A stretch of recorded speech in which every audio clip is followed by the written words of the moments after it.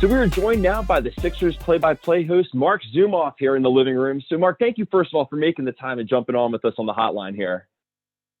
It's a beautiful living room. I love what you've done with the place.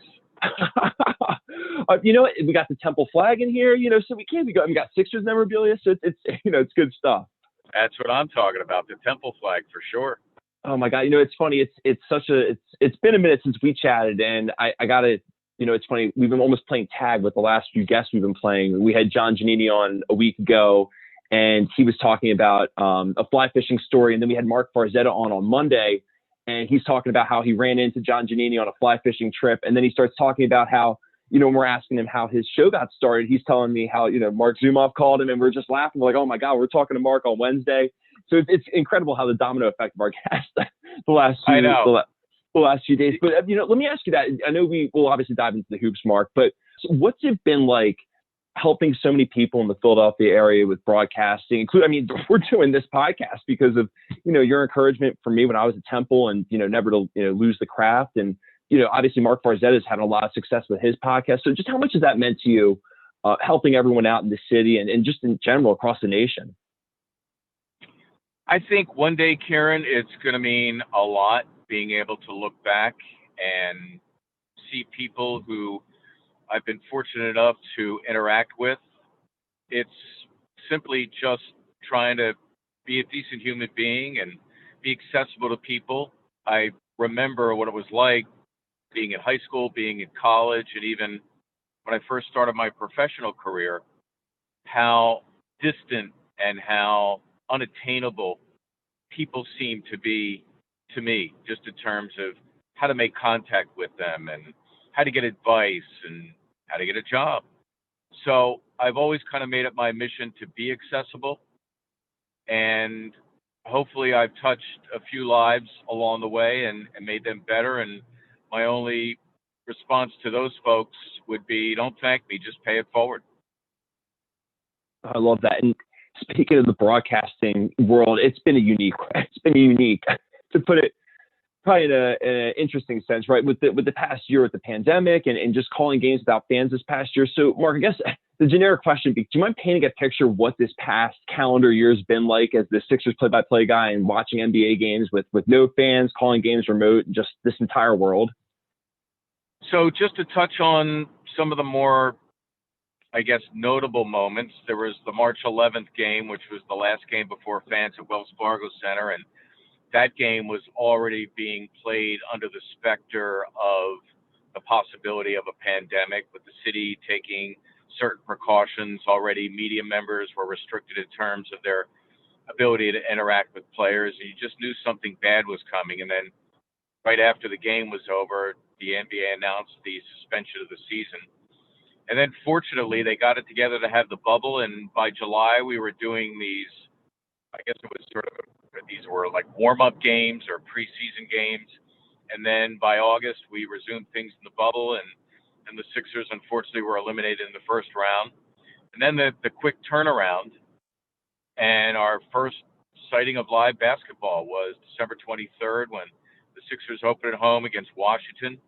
And yes, we're doing games, road games, from the arena. We have a great setup there with very big monitors and pretty much everything that we would expect to get courtside. It's not optimum because your field of vision is restricted to what the fans can see at home, and your ability to interact with players and coaches and get all the really cool nuggets that you normally would get, that just doesn't happen because you're not with the team. But I think overall, in terms of being a stopgap measure, it's been great. And I'm just really thankful to be doing games, whether seeing live basketball or in a studio calling the game remotely. And to that point, with the home games, the ones you're in person for, you're talking about cool nuggets, is there anything different you pick up on as a broadcaster with the basically the crowd not there, and you can hear all the communication on the court, the coaches, and basically all the little details that, even us as fans, as much as we thought we'd pick up on it with the pandemic, with all the studio noise and like stuff like that, people can't really, obviously the broadcast has done a good job kind of tuning it out for the fan watching on TV. But for you in person, how much has maybe that helped you, watching the games? I know you've been doing this for forever. So, but is there anything that you've taken away with just kind of learning the chit chat and some of the different communication on the court this year? You certainly pick up some of that. You pick up more of it, Kieran, than I think you normally would. That said, just this one anecdote that I think really hammers home what it's been like to do games without a crowd. The last game the Sixers lost before this current 6-game win streak, Joel Embiid had the opportunity to win the game in regulation. He had a baseline shot. And I remember making the call, and then all of a sudden it was like a movie where everything was in slow motion.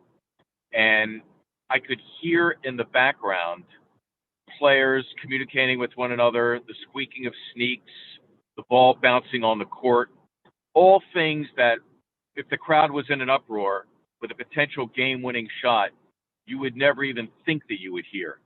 And it was just weird because I was sort of juxtaposing in my mind the fact that I was getting ready to call a potential game winner with the fact that the audio in my headset sounded more like a garden variety practice. And it really, to me, it encapsulated like the whole thing where, yeah, we're doing basketball, but it's not anything close to what it would normally be because there are no fans in the stands. And to that point, have you noticed anything different just in the flow of the game, whether it's coaches being able to maybe relay more changes, if you will, or adjustments to their players, or has there been any difference in just the style or just the back and forth, the chess match, if you will, that goes on in the X's and O's just on the hardwood since the pandemic happened? Not that I've really noticed. I do think that the coaches are a little frustrated by the fact that the NBA has a mask requirement because they are always trying to communicate with their players or have their way with the officials. And all the yelling and talking and cajoling and coaching, I think sometimes they're not sure if their message is getting across. So in terms of your question, I would say that's the main thing that I've been able to realize in our time doing games during the pandemic. And it's funny, you mentioned the Sixers, obviously, a team that we all love, in the Philadelphia area. I'm going to kind of ask this from a fan perspective here. I just feel like there's been a difference in this team. Something they're almost playing with they're reaching their potential, for lack of a way to put it, with Doc Rivers. It just seems like Ben's more aggressive to the hoop, playing better defense. They're not losing those games against the Magic on a Tuesday night where they're on the road, where like it felt like with Brett Brown, they always would have that clunker game, or right, like those, it just felt like the same issues they had, they just kept spinning in circles. Whereas with Doc Rivers, they just seem like they're firing on all cylinders. I mean, is that just me as a fan kind of throwing that out there? Or like, what are you seeing, I guess, the difference with this team this year compared to the Brett Brown era? I certainly think you're right about the clunker games. There have been fewer of those. And at 28-12, I think it's their best 40-game start now since the 2001 season when they went to the finals. So I really do think, Kieran, it's a lot of things coming together. I think that Joel Embiid has been in the best shape of his career. I think he has reached a level of maturity in terms of understanding what needs to be done in order to be excellent. Tobias Harris, I think, has had his game straightened out by a coach who has had him before. So it was fortuitous because I think he understood intrinsically what made him tick, not even just his mentality, but also what schemes on the floor would make him a better basketball player. I think the sprinkling of veterans like Danny Green and Seth Curry have certainly not only helped from a locker room perspective, but they've helped from a court spreading perspective. So I think you have a lot of things coming together at the right time, and certainly Doc Rivers has a lot to do with that. Not only an X and O perspective, but just his persona, the fact that he is a coach who has won more than 900 games. He's one of the winningest coaches in NBA history. He's got a playing career as well that players can look back on and say, you know what, here's a guy who is an NBA lifer. This is no fault of Brett Brown's, but I think because of everything that Doc Rivers has been through, I think he commanded respect the minute he walked through the door. And it's funny, you talked about Joel Embiid and just how well he's been playing this year. It's funny, I'm not going to say that the center has been a dying breed in the NBA over the last 20 years, right? But I feel like there's been this shift since like maybe the 70s, 80s, 90s, where it's been a little bit more guard oriented, where there's been this maybe ideology that you can get away with having like a ho-hum center. And the Sixers, I think, are kind of bringing that model back of maybe that late 90s, 80s, 70s play. Like, I guess, Marc, let me ask you this. You've seen the game for the last 4 decades. What have you noticed kind of a style shift in just maybe the entire body of the NBA, how it's moving back to a little bit more of a physicality standpoint? Or is there basically been a shift, in your opinion, over the last few years in the game in general? I think the three-point shot has clearly changed the game. That and rules designed to allow more freedom of movement.